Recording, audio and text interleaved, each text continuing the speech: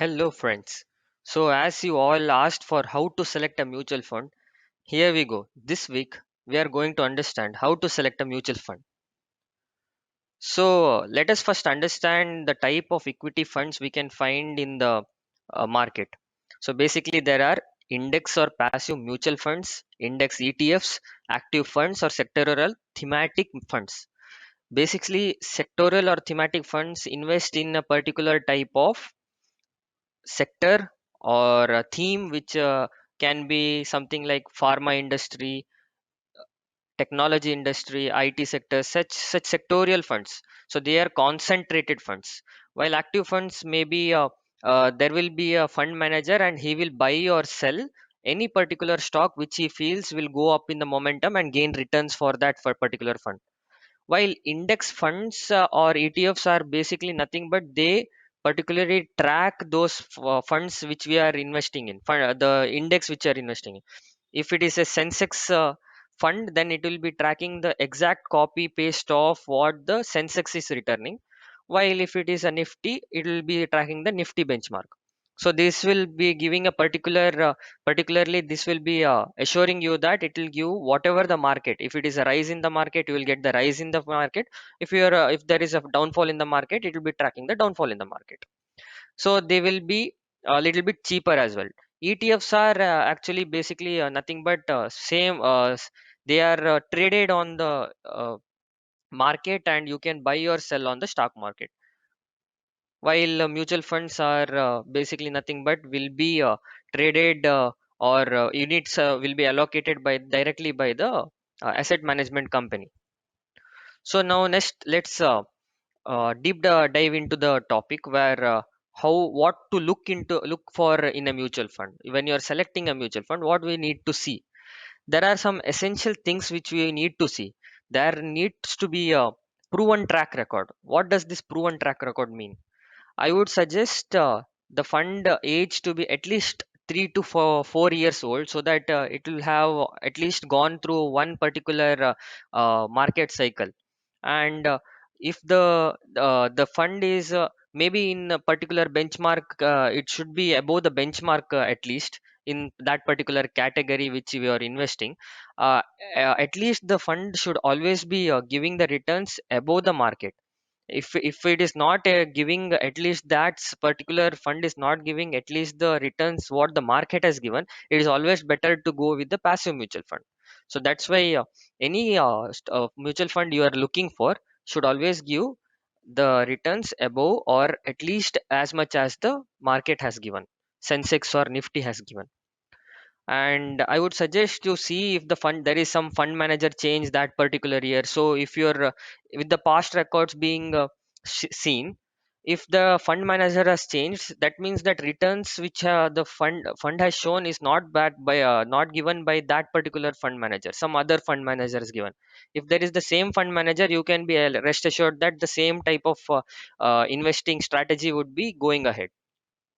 Now, what is TER? TER is nothing but total expense ratio. What is this total expense ratio? This is nothing but the commission that the mutual fund cost for maintaining your portfolio, or your mutual fund to be invested in the stock market, and then for advertising or and for paying the fund manager for everything, they will cost you a commission. The SEBI guidelines are nothing to be 0 to 2.5% can be the expense ratio. So uh, d- uh, it will cost you a lot if you're going above 1%. But first of all, choose a good fund which has a good returns and good strategy and manager. And after that, look for a lower total expense ratio. It's not that the lowest expense ratio will give the highest return. So it is always like Warren Buffett said, it is always good to buy a wonderful company at a fair price rather than buying a fair company at a wonderful price. So that's why if you want to get a premium returns, you would have to bear a little bit of expenses on that particular side. So always this particular thing needs to be seen, that there is a not heavy expense ratio levied on you and there is no returns on it. So you should see that returns are also good while having a little bit lower total expense ratio. This is one. And always see that the asset under management is uh, above 100,000 crores. So if it is not above 1,000 crores, it's nothing but the fund size is very low. So that will be not giving you a proper returns as well.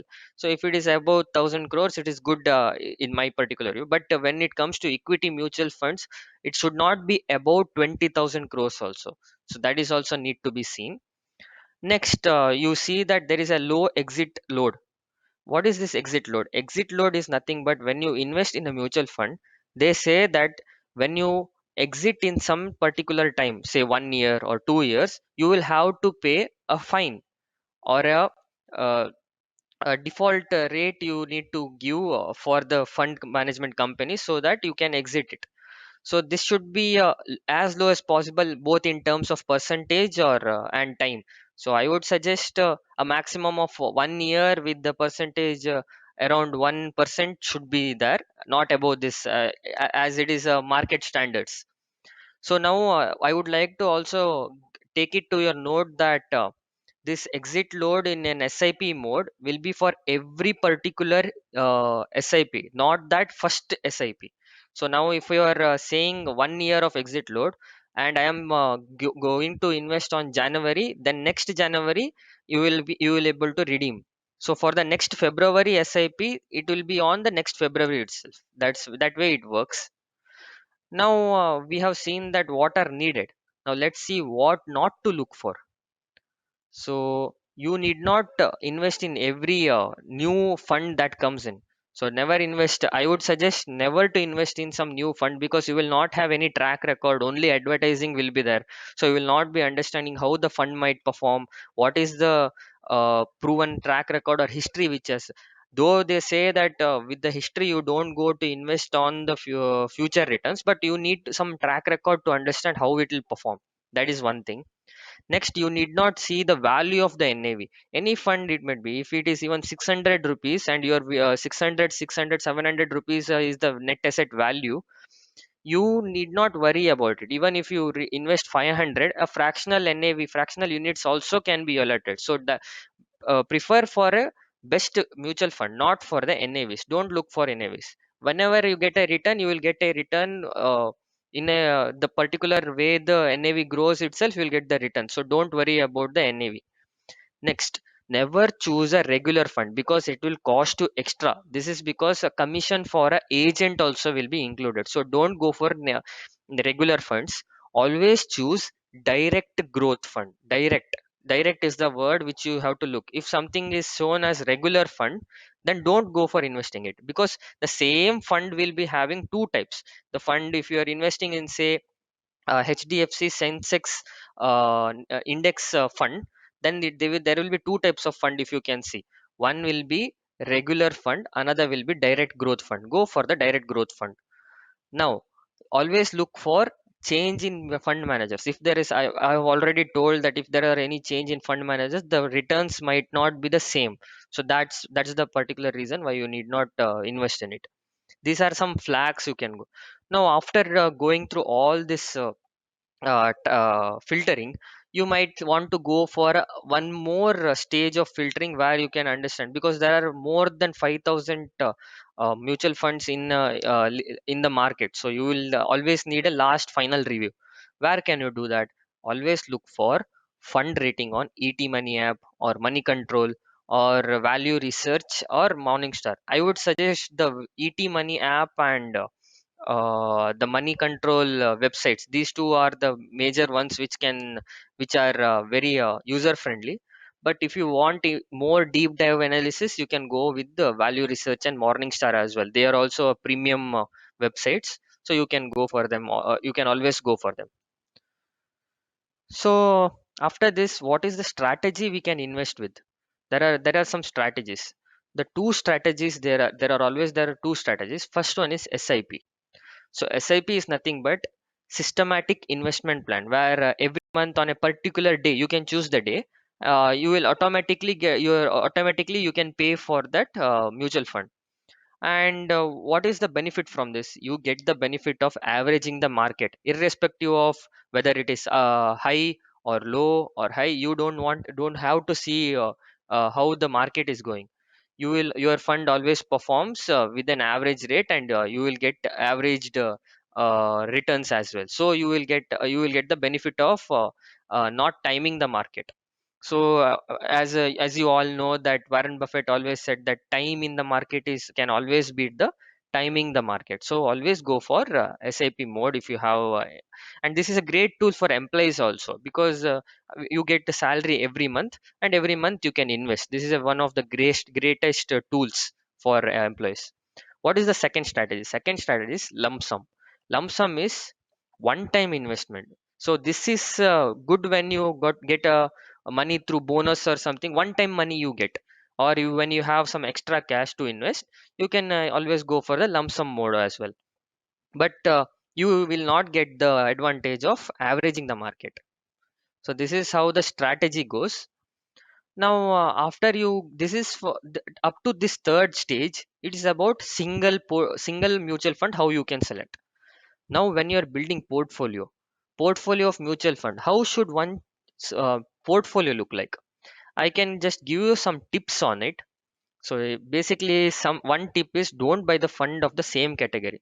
So now, if I'm saying that I am buying an index fund, don't buy two different companies, but of the index fund itself, because the holdings will be same. So returns both will give is same. I maybe there might be some tracking errors or something, but the trend will be same. If it is up, you all both the funds will be performing higher.